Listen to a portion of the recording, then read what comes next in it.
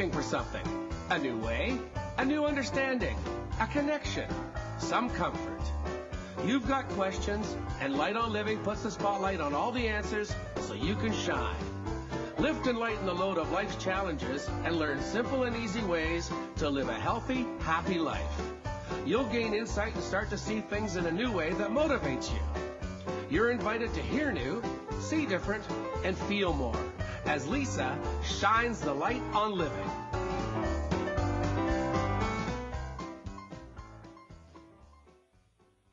Welcome to Light on Living. I'm Light Coach Lisa, holistic nutritionist and life coach, helping to lighten the load of life's challenges.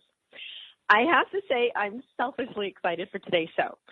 No matter where I go, whether it's out socially, professionally, or just hanging out with my family, the subject of health and nutrition always comes up.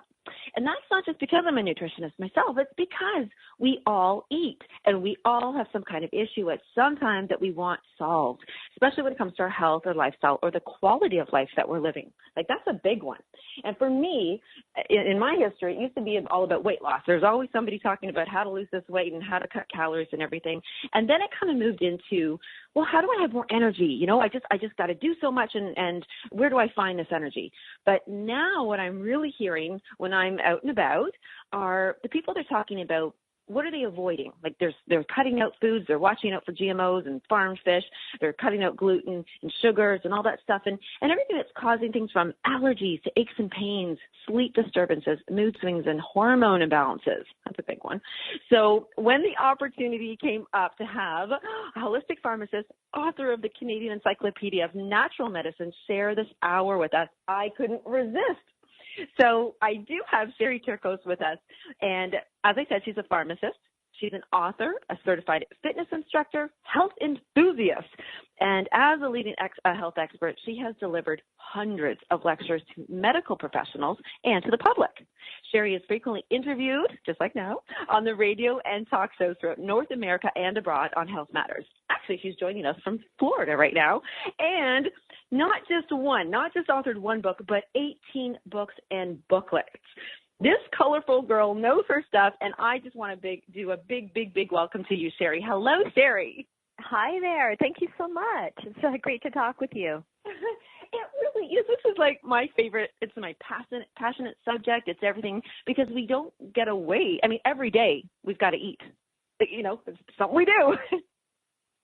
Yeah, totally. And everything we put into our bodies has to be broken down, has to be processed. Hopefully our body is able to take in the nutrients that we are consuming, the good stuff, and be able to, put it to use to keep us, fighting disease and optimizing our health. And, the whole issue of food intolerances, though, and food allergies is becoming quite common, especially, I would say, in the last decade or so. We're just seeing so many people that are being challenged with sensitivities and reactions to foods, something that, as a child growing up, it was very rare. And now today, almost everybody knows somebody that has a food allergy or intolerance.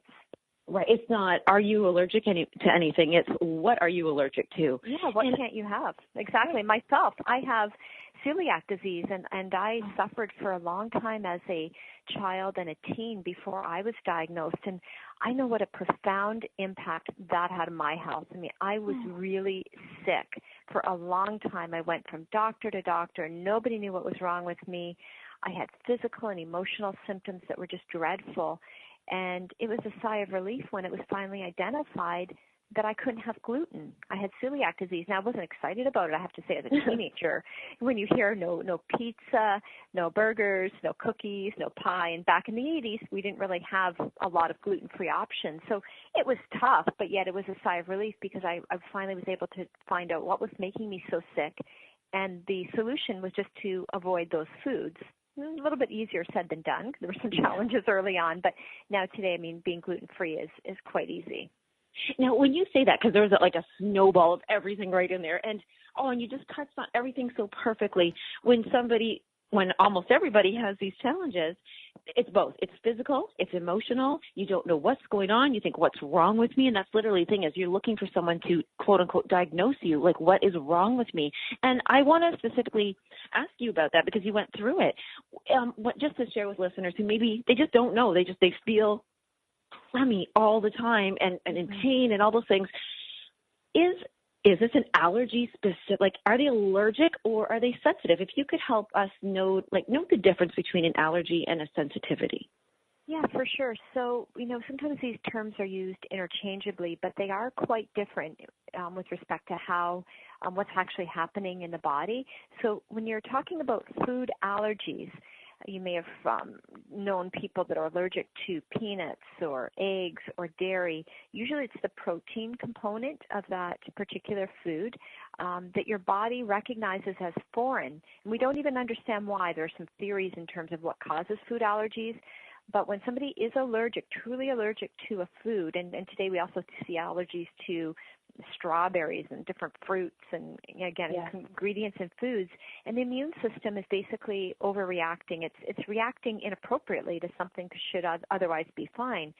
So it mounts a reaction. That reaction can be mild. You could get a rash or hives or, feel a little dizzy, or it could be severe where you get anaphylactic shock and your throat's closing off, and that's a medical emergency, and you can actually die. Those people have to carry antidotes, EpiPens, and early on some Benadryl can help. But those are the extreme reactions, these food allergies, and again, it's the immune system basically reacting a little haywire to something that should otherwise not be a problem. And we see a similar type reaction with seasonal allergies to pollen and things like that, dust and pet dander. Immune system recognizes these substances as foreign, mounts a reaction. Seasonal allergies, though, aren't usually life-threatening, whereas food allergies can be. You're ingesting it into your body, goes through your digestive system, and just causes a horrible reaction. So that's the allergy. Now, an intolerance is different in that with the intolerance, it typically originates in the digestive system. And what's happening here is your body usually is missing an enzyme or something needed to break down a component of a food. And so if you're not breaking the food down, it can cause symptoms. So the most common intolerances that we hear about today are gluten intolerance, lactose intolerance, again, very common, but one that is less well known but very, very common is histamine intolerance. And this is something that, histamine intolerance, very common. People often go, though, so long before being diagnosed because they don't really know what's happening, and there's not good awareness, I would say, among doctors and healthcare professionals about histamine intolerance. But it is a problem that is typically caused by a deficiency of an enzyme needed to break down histamine, and that enzyme is called diamine oxidase, or DAO. See, now you've just brought up a whole wonderful thing, because I think the familiar term there would be, histamine. People are thinking, oh, wait, antihistamine. So an anti would mean, oh, I don't want it, like I'm trying to, squish, like put out the histamine, and that's why they're going through these things. But so that's what you're saying, is that there's an issue going on, that we're lacking an enzyme that helps us with our own levels of histamine in our body? Yeah, exactly. So histamine is a substance that is naturally produced by our body. It's a chemical that it's produced by your mast cells. That's a type of white blood cell, and it has an important role in the immune system. It's actually the chemical that gets released when you are exposed to an allergen, and it's the chemical that can make us feel a little bit miserable. It can cause runny nose and watery eyes and itching and tissue swelling, but it plays an important role in the immune system. And normally your histamine levels are kept in check by this enzyme, diamine oxidase. But if you don't have enough of this enzyme, then you can be in trouble. And histamine isn't something that just our body produces with response to allergens. We also ingest histamines through food. And some of the most common foods that people like that are high in histamines are things like your aged cheeses.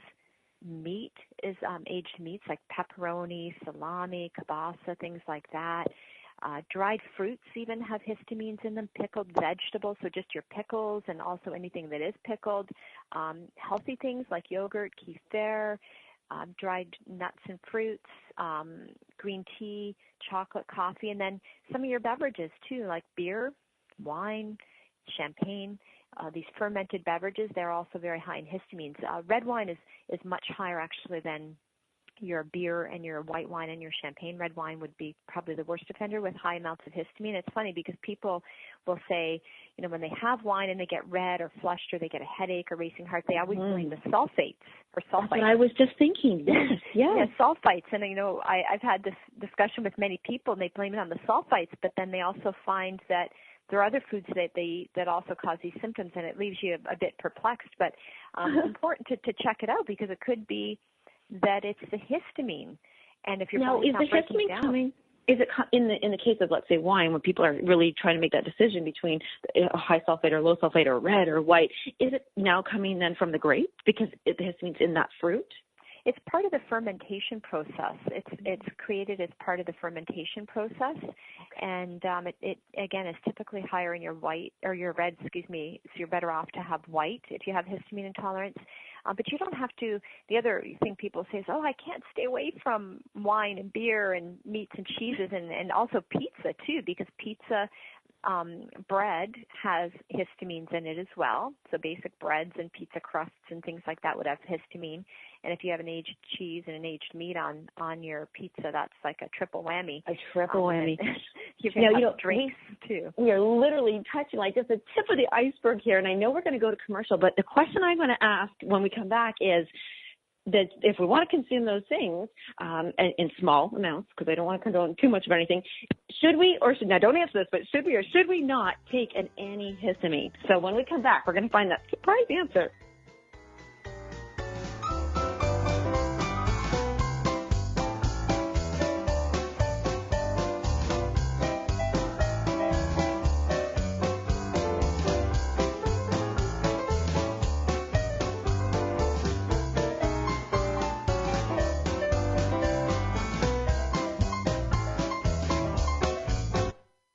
The best of the holistic, spiritual, and conscious world.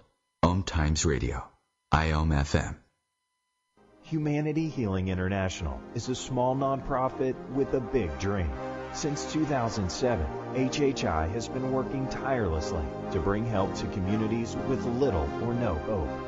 Our projects are not broad mandates, nor are they overnight solutions, but they bring the reassurance that no one is alone and that someone cares. To learn more, please visit humanityhealing.org. Humanity Healing is where your heart is. My name is Victor Furman. Some call me the Voice. I've always been fascinated with human nature, spirituality, science, and the crossroads at which they meet. Join me Wednesdays at 8 p.m. Eastern on OMTimes Radio, and we'll explore these topics and so much more on Destination Unlimited.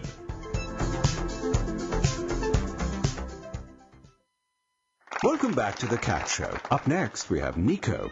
Nico is a member of the Shelter Pet Group. That's right. A group known especially for their sunspot sleeping, ball chasing, leg rubbing, and of course, companionship. Just look how she struts. It's like she owns the place. And see how she curls up and cuddles her person. The pitch on her purring is simply perfect. Nice one. Fantastic cat. But really the best way to know an amazing shelter pet like Nico is to meet one. Visit theshelterpetproject.org today. Adopt. Brought to you by Maddie's Fund, the Humane Society of the United States, and the Ad Council.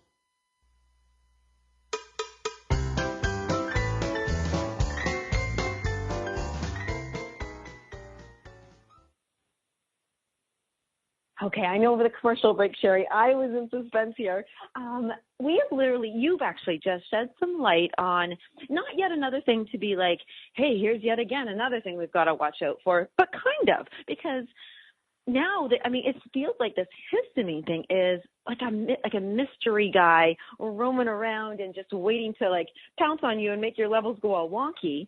And so when we eat certain things that, are causing our histamine levels to soar, to rise, and cause a little bit of discomfort, should we suppress it? Should we say, no, I need help, I can't handle this, let me take an antihistamine? Or do we let it run its course, and will our body be able to balance itself out? That's a good question, and one that makes logical sense, right? My histamine levels are high, I'm going to take an antihistamine, and that can be helpful if you have allergies. Taking an antihistamine, I mean, people also take them when they have cold symptoms, although interestingly, the antihistamines have never really been shown to be that effective for treating cold symptoms. They help a little bit, especially the old generation antihistamines like Benadryl, but not so much with the newer generation. And yes, helpful for seasonal allergies. Not so helpful, though, if you have a histamine intolerance.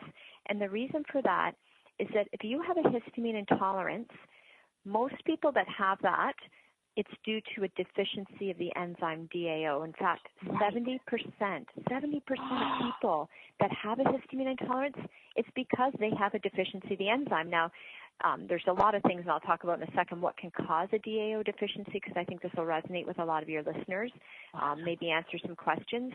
But it would seem like, okay, take an antihistamine and that will help. In the short term, it does help. However, in the long term, it is counterproductive because the antihistamines can lower your DAO levels. So it's like a short-term fix, but over time, it actually is not a good thing because it'll affect your body's own production of this enzyme DAO. It'll lower your DAO level. So you don't want to take antihistamines. What you want to do is reduce your histamine intake and take a DAO enzyme before you eat those foods.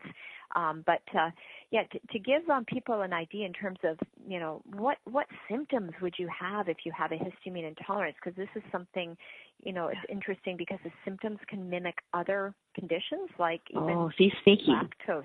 Yeah, sneaky, like lactose intolerance, even celiac disease. They all share some common symptoms, which is abdominal cramping, upset stomach, you can have gas and bloating or diarrhea, but also with histamine intolerance, people will notice that they get racing heart. I was going to ask that. Yes. My goodness. Palpitations. You have a couple glasses of wine or even a glass of wine, your heart starts to race. Maybe you feel dizzy, headaches, flushing, your face turns red. You could have congestion, like your sinuses get congested, and because you have tissue swelling, your eyes maybe get watery. These are all symptoms of histamine intolerance. And again, keeping in mind that 70% of people that have histamine intolerance, they have a deficiency of the enzyme needed to break down histamine. So who are we talking about? Who's at risk here? Well, we're talking about anybody that has gastrointestinal disorders, such as what I have, celiac disease. If you have celiac, if you have Crohn's, colitis, irritable bowel, leaky gut syndrome, dysbiosis, which means that you have an upset in the normal functioning in the normal flora in your gastrointestinal tract, that's a risk factor for having a deficiency of DAO. Because DAO, it's primarily produced in the enterocytes, and those are cells in the digestive system, and it's produced to a smaller extent in the kidney and a few other places. But people that have gastrointestinal diseases, they're at a much greater risk of having a deficiency of DAO. Also, as we get older, unfortunately, one of the things that happens with aging, we don't produce as much DAO. So if you're in your teens and 20s and you think, no problem, I can drink the beer, the wine, eat the pizza, not a problem. Why now in my 30s or 40s or 50s, what's happening? Why am I not able to break these foods down, or why am I getting symptoms when I eat these foods? It could be because you're not producing as much DAO. That happens with aging, and there are environmental factors as well. People that are really stressed out. Stress is known to, of course, impact so many aspects of your health, and one is that it affects your digestion, and it does affect your DAO status. And if you have a deficiency of certain vitamins, like vitamins B6, vitamin C, copper, that can also put you at risk of a DAO deficiency. Okay, interesting that you mentioned, so the B's, I always think, neurological, this is my stress, this is my, I'm thinking green leafy vegetables and stuff, I'm thinking vitamin C, I'm thinking my immune system, and then you put in copper there, and I know that taking certain prescriptions, and perfect person to talk to as a pharmacist, you hear, some of the medications that we take actually can interfere or increase our copper, as low birth control. It can be a huge interference with our stuff. Our prescriptions, because there's a lot of prescriptions that people are taking a day, are they are those prescriptions interfering with our DAO? Yeah, most of the prescription drugs that we have to be careful with in people that have histamine intolerance are drugs that either they block DAO or they reduce your DAO levels or they affect histamine. So some of the most problematic drugs in this category, the one that really stands out, because I know a lot of people take these drugs, are the non-steroidal anti-inflammatory drugs. Oh, no. Yeah, so those are the ones you can buy over the counter. Think about Motrin, Advil, Aleve, aspirin even. These are drugs that can reduce your DAO. Same, I mentioned the antihistamines. Think about Benadryl, even Allegra, Zyrtec, things like that. Also the histamine blocking digestive drugs. So when we say antihistamines, a lot of people think Benadryl, cold and allergy products, but there's also antihistamine ingredients in the drugs that people take to treat heartburn. So if you have acid reflux, heartburn, you feel, that gastritis, the drugs that we use, that like things like Tagamet or Pepcid or Zantac, which is ranitidine, they contain histamine 2 blockers. It's just a different type of histamine blocker, but they also have that same effect to lower your DAO level. So you have to be careful with those drugs. Not saying you should go off all of these things, but if you're taking them, just talk to your pharmacist, talk to your doctor. Maybe we can recommend an alternative, especially if you're taking and you're looking this up and you're researching it and you're finding out, wow, like even blood pressure drugs and some immune modulating drugs, they can also affect like Humira and Enbrel and Plaquenil, things that are used for rheumatoid arthritis. They can also affect your histamine levels. But sometimes, people have to weigh the benefits versus the risks. If they're, crippled by arthritis, rheumatoid arthritis, they need these medications. They're having problems with histamine intolerance. Definitely don't stop taking the drug, but maybe you could take a DAO supplement. Yes, I was going to ask, that was my next one. So, oh my goodness, I love the both sides of the scale here. We've got some things that we want to just have a look at, do our research, and talk to someone who's knowledgeable in this to find out what is, affecting it and reducing it. But we can increase this ourselves. We can supplement it or support it. Yeah, in the same way that people that have lactose intolerance, they take a lactase supplement. So, long ago, before we had some of these enzyme supplements, if you had lactose intolerance, first of all, it'd be tricky. Did you identify what's causing you gas, bloating, diarrhea? And if you found out, okay, it's when I eat milk, yogurt, cheese, then people would just have to avoid those foods. It's difficult, right? If you like to have cheese and you enjoy, some milk in your cereal or yogurt, it's tough to avoid them. Thankfully, there's enzymes you can take now before you eat those foods. And same with the DAO. If you're deficient in DAO, you can take a DAO enzyme before you eat those foods. And you don't have to take it all day, every day. It's something you just take about 15, 20 minutes before you have a high histamine food. So if you're going out for a couple glasses of wine and some cheese, you take it right before. If you're going out for pizza and beer, again, you just take it before. And it's been available in North America, I would say, for a few years now. But when you look, if you're Googling and you're reading about DAO enzymes or supplements for histamine intolerance, the key thing you have to look for is that the supplement actually contains the enzyme diamine oxidase, because I've seen products advertised on the internet that they can help with histamine intolerance or DAO, and sometimes they'll contain antihistamine ingredients like quercetin or vitamin C or B6, and they may help support you, but you actually need that enzyme. So you have to read the fact panel, the supplement fact panel, make sure it says diamine oxidase, and it should give you an amount. And the one that I know that I take myself, because I'm also affected by histamine intolerance, is called Umbrellux. That's UMBRELLUX, Umbrellux. Okay. And I know that one is good because it's medical grade, top quality. You can order it online. So that's an easy one to find. But and we take it 20 minutes before. Like you want to take it, let it get in there and do its thing. Okay. Yeah, and it's not absorbed into your bloodstream. That's the other thing. People ask me, what about if I'm taking blood pressure pills or I have, diabetes or whatever the case may be? This is an enzyme that just acts locally in your digestive system, so it's not absorbed into your bloodstream. It doesn't affect, your heart, your kidneys, liver, things like that. It just works locally, and you only take it before you eat those foods. So you don't have to take it 3 times a day, all the day, every day. only when you need it. Same with like a lactase supplement. If you're lactose intolerant, you take that lactase before you have your milk or dairy products. With the DAO enzyme, you just take it before you have a histamine-containing meal, and there you go. And there's a good website I'll direct your listeners to if they're interested in info on this. I found this really helpful. It's called DAOdeficiency.org. If you go to DAOdeficiency.org, great website. It has a self-evaluation tool. Ooh. And if you're wondering, like, oh, is this me? How do I know? Well, the challenge is testing for DAO deficiency is not reliable because blood levels don't reflect what's happening. Same with histamine levels. So you're better off either to try an elimination diet, so staying away from all those foods, then reintroducing them and seeing if that affects you, or do a supplement trial, take the enzymes before you eat those foods and see if that helps to improve how you feel when you're eating them.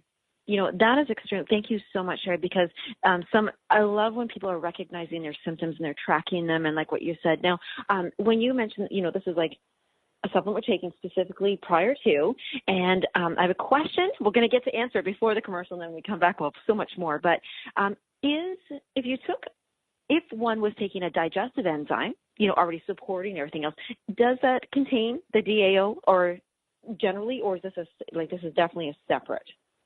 This is separate.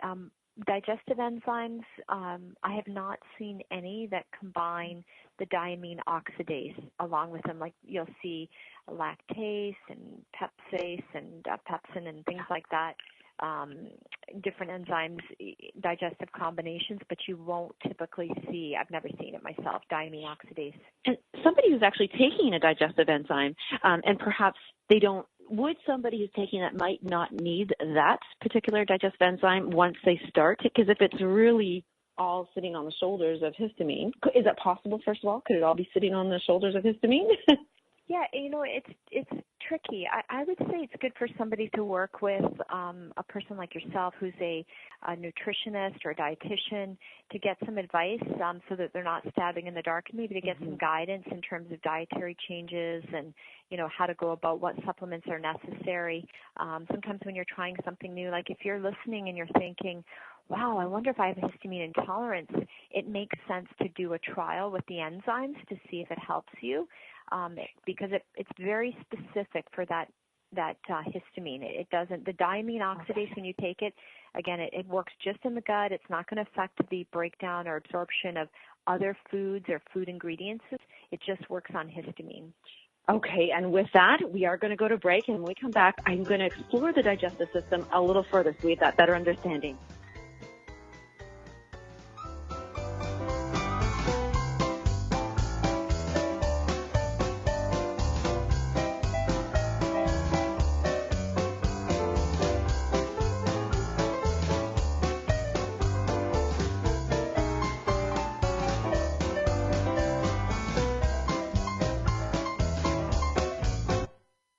The best of holistic, spiritual, and conscious world.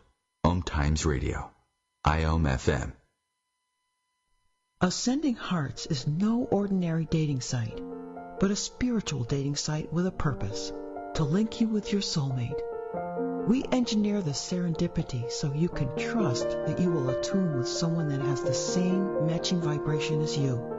Ascending Hearts, the conscious dating site for the spiritually aware. Try Ascending Hearts for free. AscendingHearts.com. Grab a cup of tea or a glass of wine and tune in for Inspired Conversations with publisher Linda Joy on Tuesdays at 2 p.m. Eastern. Linda creates sacred space for leading female luminaries, empowering authors, heart-centered female entrepreneurs, coaches, and healers. A soulful venue where guests openly share the fears and obstacles they've overcome, wisdom and lessons learned, and the personal journey that led them to the transformational work they do in the world. Inspired Conversations to empower you on your path to authentic, soulful living.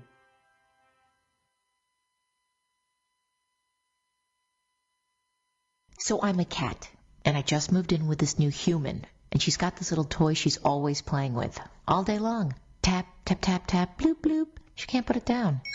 There it is. Oh, and get this. She even talks to it. Last week she asked it for Chinese, and guess what? Egg rolls showed up. Like magic. Humans have cool toys. A person is the best thing to happen to a shelter pet. Be that person. Adopt. Brought to you by the Ad Council and the ShelterPetProject.org.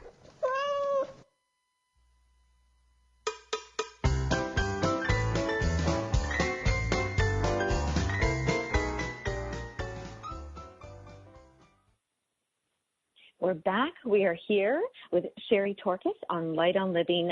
My mind really is so, Sherry, I'm literally wanting to jump up and down because I'm thinking of so many of my clients, my friends, myself, just about what you're sharing with us. I mean, you've given us everything from here's a possibility of what could be really affecting someone's quality of life. Then you've told us, how it's working and what's going on. And then you've given us a fabulous tool, the DAOdeficiency.org, where there's that self-evaluation tool we can go to. You've also even let us know about a possible supplement, Umbrellux.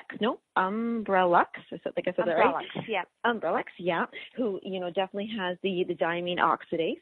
And I'm thinking about this, and a couple questions, two big ones. And I always try to stress people that there is a solution, and our bodies are meant to repair. Our bodies are not meant to be in a painful, hurtful, destructive way. We have this power, and we can repair and solve. Now, two things I want to ask. Has the histamine levels increased in our food, and is that why we're noticing it maybe more and more? And second part of that, how long is it? Can we repair our guts, let's say, or whatever it is that we need to be spitting out this enzyme, the DAO, that we require? So those are two questions there. Sorry. Yeah, no, that's okay. So the first question, has the histamine level in our foods increased? I would say yes, because we are consuming more processed, prepared foods, especially if you look at our ancestral diet. Maybe, yes, they were drinking wine hundreds of years ago, but probably not as much beer and champagne and wine and all the things that we consume today. And when you look at the types of processed meats that people eat, I mean, pepperoni, I don't know how long pepperoni's been around, but I would guess maybe 100 years. I don't even know if it's been around that long. So we're getting a lot of the chemicals and things from our foods, the aged, the processed meats. Certainly our lifestyles today are different. We're eating also a lot more bread. Bread is high in histamine. We're under a lot of stress. And just if you look at digestive diseases alone, how common? I'm sure you see a lot of patients in your practice that have digestive problems. I would say two of the most common things that I advise people with in the pharmacy are pain and digestive problems. Mm-hmm. You got it. So common. Yeah. I mean, chronic constipation, diarrhea, gas, bloating. People take a lot of antibiotics today, and unfortunately sometimes they're unnecessary. And when you take antibiotics, they can upset your normal flora. That can wreak havoc on so many aspects of digestion because we need the good bacteria in there to help us break down and assimilate nutrients. And if you have damage to your intestinal mucosa, that can affect your DAO levels. So I guess that gets into kind of your next question of, if we can boost up our DAO levels naturally, or if things are improved, can that improve? Can we truly repair this? And I say that because I was just speaking with even a patient yesterday, and they said like they just suffered for so long with IBS and just a lot of bowels and heartburn. So that's why I kind of went, when you said heartburn, they're constantly taking, and they have no choice at this time. So we're talking about digestive enzymes and boosting that. And and then I really want to give them hope and said, you know what, you can, in 1 year, your entire body, all the cells are rebuilt. So when we're talking about, as long as we're not continuing to harm it, and that we are focusing on that repair. So with the mucosal lining, I mean, that's full of like live little bacteria, guys. They're busy doing the stuff they need to be doing all the time. So how soon, like, I know this is a hard question, but when can somebody expect that they can give love and proper nutrients to their digestive system and see results? So it does take time to rebuild and restore, replenish your gut health. And I don't know if there's any studies that have specifically looked at the fact. So say somebody has a DAO deficiency and it's due to having Crohn's, colitis, irritable bowel, celiac, or dysbiosis, or taking antibiotics. And then, if we heal the gut, can the gut then produce the necessary DAO? I think it's possible that it can be improved over time. I think for a whole lot of reasons, it's important to optimize gut health because it's the center of our health universe, and if your gut is not healthy, it throws off so many things. It can cause headaches and make you uncomfortable, quality of life, nutrient absorption, so many things, even immune system health impacted by not having good gut health. So getting gut health back on track, literally important. So eating the cleanest foods you can, staying away from processed prepared foods. Probiotics are beneficial, reducing stress, exercise, lots of pure, clean water. All those things are very beneficial. And in terms of the supplemental strategy, I do recommend probiotics to a lot of my patients. I think they can help with so many factors of health. And if you have a histamine intolerance, I would strongly encourage someone to try the DAO enzyme because it can, make a big difference. If it's a difference of feeling unwell after you eat. People sometimes experience, they get used to feeling uncomfortable after they don't even realize that it's not normal to have gas, bloating, pain, diarrhea, headaches, rash, flushing, racing heart. That becomes almost a norm. So you don't want to accept that. You want to, work on repairing and rebuilding your health so that you can enjoy a better quality of life. Yes. And it's actually sad when you do see somebody. It's just like, oh, that's just how it is. And I mean, I grew up with a mom who was very ill, and literally right now I'm wondering, oh my goodness, could that have been, some of her issues? And she'd have to take the antihistamines, which led into this and led into that. When I'm thinking about, I just really want to take this opportunity because you are a pharmacist and a holistic pharmacist at that. We, as you just said, we can become comfortable or just the norm with these symptoms. I really see how a lot of people are just accepting taking over-the-counter medication as a life, like it's just a food, like as if it's a supplement. I do want to ask you if you could highlight the myths and the dangers of when I think about over-the-counter, I think a lot of people use nose spray. They take Tylenol, they take Advil, they take cold medications, and they're so available. And there's even like Tylenol ones, I believe it is, the ones that are a bit stronger. You can just go get them.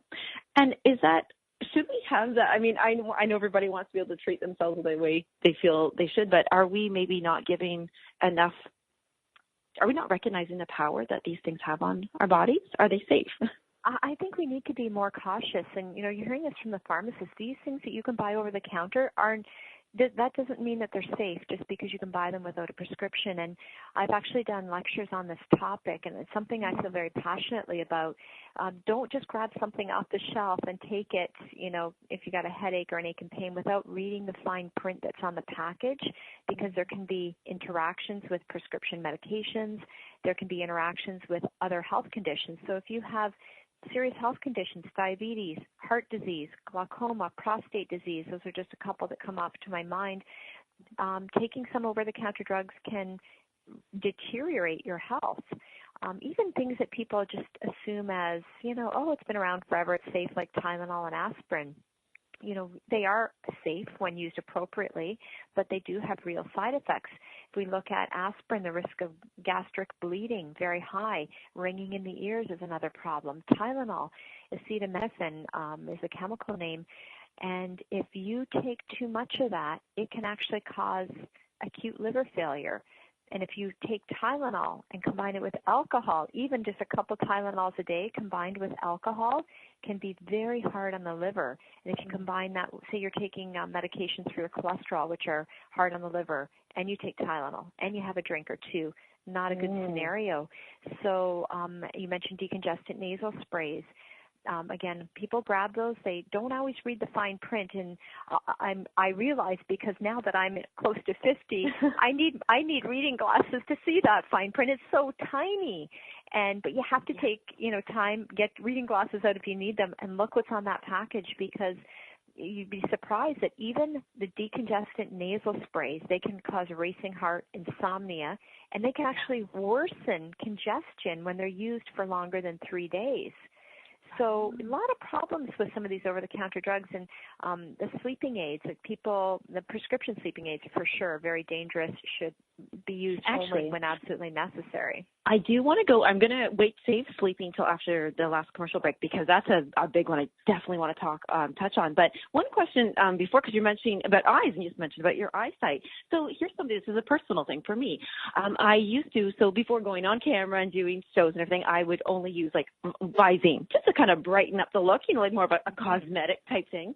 And then I noticed, wow, my eyes really feel like they hurt. And so I stopped it. And then I moved over to not the red eye, but just the murine, like a nice saline solution kind of thing.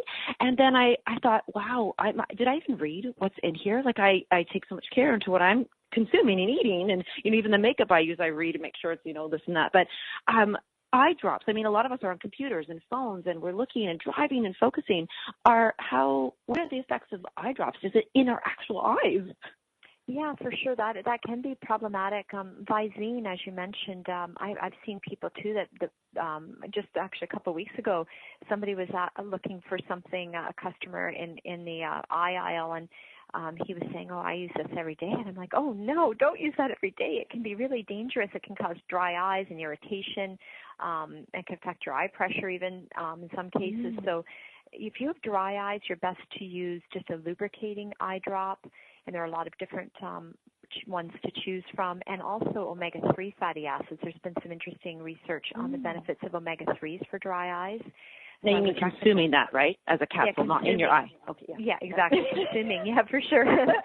Consume omega-3s, boost in your diet, or supplements probably would be the best bet to get enough of them. So that can be very helpful for dry eyes. Eye fatigue is a big issue because more and more people today, their jobs involve staring at computer screens, and we don't always think to blink. And if you're not blinking enough, you're not lubricating your eyes enough, that can be difficult. So you want to do that more often, take a rest from your screen time. And there's another supplement that's really helpful too, which is astaxanthin. Astaxanthin, you can look up AstaFX. So if you go to AstaFX, like Frank, and then X is an X-ray. AstaFX is a research type of astaxanthin that has been shown to reduce eye fatigue and to improve visual response and acuity. And that's something I take myself as well, and I do find very beneficial. Thank you so much for that, like as a personal, but for everybody. And we are going to go to commercial, but when we're back, let's talk about sleep, because that's a big one for everybody. Okay, when we come back. Sure.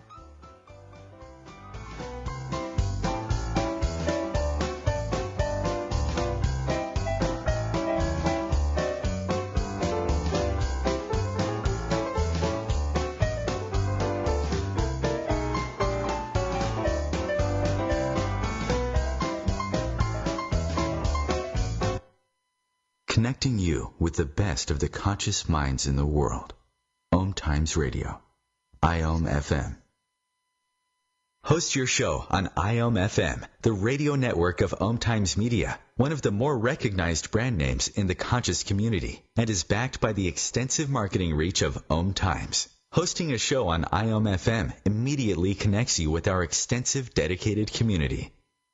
More than 24 million Americans have an autoimmune disorder, and that number continues to grow. I'm Sharon Saylor, and I'm one of those 24 million. To put that number in perspective, cancer affects about 9 million and heart disease up to 22 million. That's why I've brought together top experts and those thriving regardless of their diagnosis to bring you the latest, most up-to-date information. Join me, Sharon Saylor, Friday night, 7 p.m. Eastern, for the Autoimmune Hour on Life Interrupted Radio to find out how to live your life uninterrupted. Me, a cat, moving in with a new human. It took a little getting used to. She has these weird games she likes to play, like this giant feather. She sticks it in my face, I swat it away. She sticks it in my face. I swat it away. It's almost like she thinks I enjoy it. But seeing how much fun she gets out of it, well, I guess it makes it all worth it. Humans. A person is the best thing to happen to a shelter pet. Be that person. Adopt. Brought to you by the Ad Council and the ShelterPetProject.org.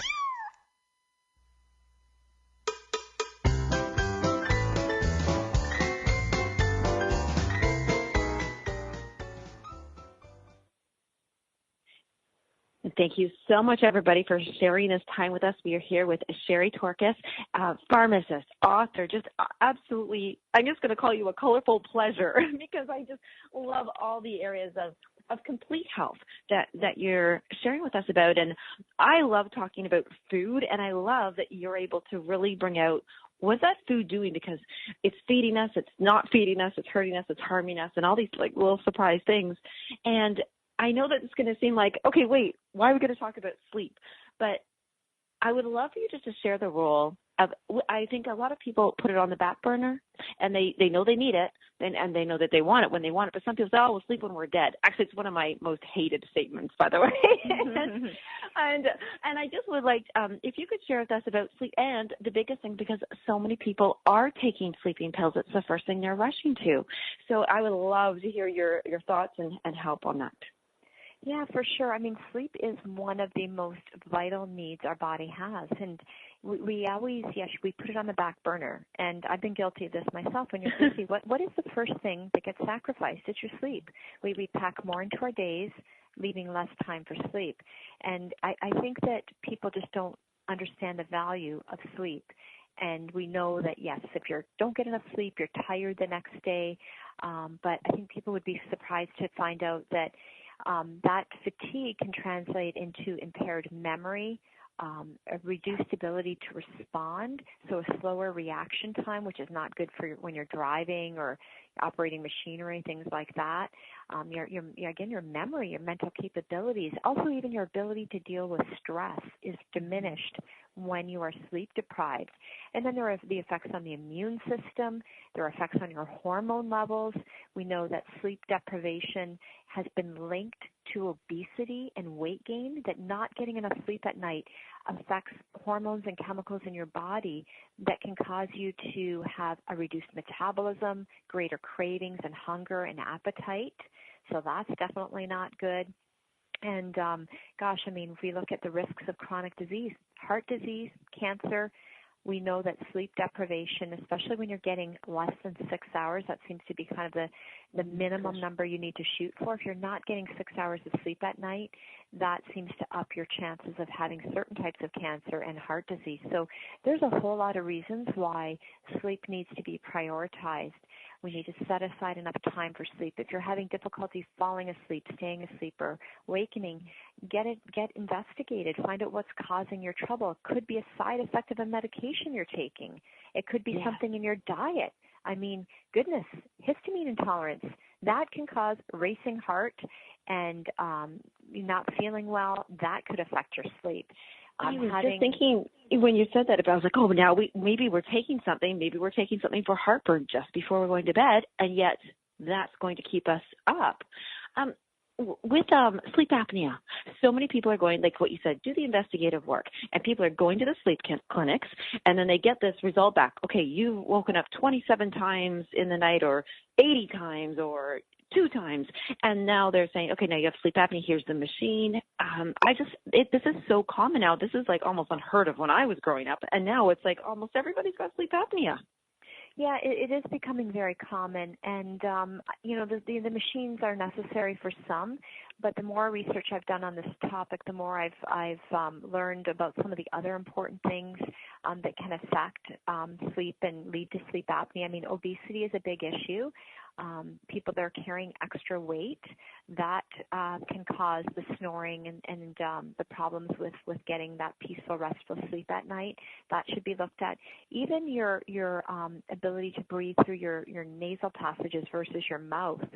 There's been some interesting research on this field of dentistry, which is airway-centric breathing, and looking at disordered breathing, where people are breathing through their mouth, they're snoring at night, they stop breathing at night, and in some cases, dentists can help that by improving your ability to oxygenate using your nostrils versus your mouth. So sometimes it involves spacers or having appliances in your mouth to adjust your bite, because if there's a problem with your bite, and if you have an overbite in particular, kids even with thumb sucking and things like that, that can affect their bite. So there's a lot of things that really should be looked at before we just jump to some of the quick fixes, and especially when it comes to prescription sleep aids.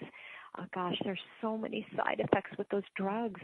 And I see patients that once they start taking them, they don't want to go off them, and they can't. If they stop taking them, then they feel anxious and they don't sleep for days. They have to wean off of them. But these drugs have been associated with an increased risk of death due to all causes.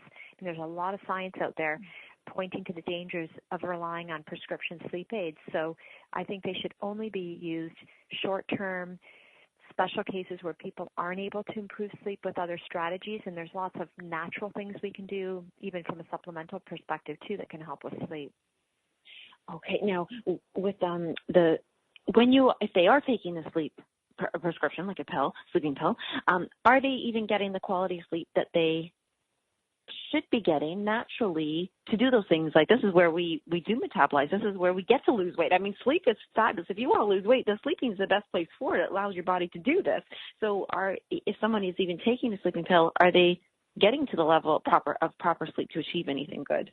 Yeah, and that is somewhat debatable, the quality of sleep, and the fact that your normal sleep patterns can be, disrupted or not adequate with some of those short-term fixes. I always encourage people, before you take prescription sleep aids, try to do some of the other things, the stress management, the relaxation techniques, the deep breathing, making your sleep environment better by, making your room dark and staying away from electronics and stimuli like television and things that are upsetting before bedtime, doing relaxing things, supplements. Magnesium is a big one. I find a lot of people are deficient in magnesium, and simply taking a good magnesium supplement before bed can help improve muscle relaxation, mind relaxation. Other things like L-theanine can be helpful. Ashwagandha, which is an herb I sometimes use as well, melatonin for certain people. And there are a lot of different things that I think should be tried first before we go to prescription sleep aids. You've given us so many options there. And the final thing on sleep before we wrap up is if someone says, you know what, yes, I think I'm just wound up at the end of the night, I'm going to do a nice meditation, but I don't know how, so I'm going to grab my device and I'm going to put on my meditation or the visualization or just the music. Is that device itself, though, keeping us up, even though that's the tool we're using? Yeah, I think that's different than using your device for, say, Facebook or Twitter or watching news or whatever. You're much better off to use your device for either relaxation music. I mean, my son, he's 7 now, and we put the iPad on and we put this lullaby music on. He's done that since he was an infant, and it gets him to sleep right away. So relaxation music, meditation, guided meditation, those things are different, very helpful. But it's the TV, it's that looking at those rapidly changing images and the colors on the screen that keep our brain excited and our mind thinking about all the crazy things that are going on in the world. So those are the things that we should try to minimize and limit right before we go to bed, and also keeping your electronics out of your room so you're not tempted, if you can't fall asleep, to jump up, grab it, and check your social media feed and see what's going on. Right. Well, I feel like, Sherry, every word that has come out of your mouth has been so helpful. Like, I can just think of, I don't even know, 20 people right now that I want to rush out and share these things with. And I just know that there's a listener out there that this could very well have changed their quality of life. And I want to send out that big thank you, but I also want to say, are they best to read your books? Are they best to get in touch with you, watch your, how can they get in touch with you, or just have you help them in their own way? Yeah, so you can check out my website. It's sherrytorkos.com. It's SherryTorkos.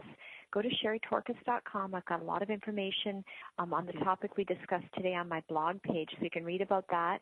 That other website I gave out earlier, if you're thinking you may have a histamine intolerance, DAO deficiency, go to daodeficiency.org to read about that.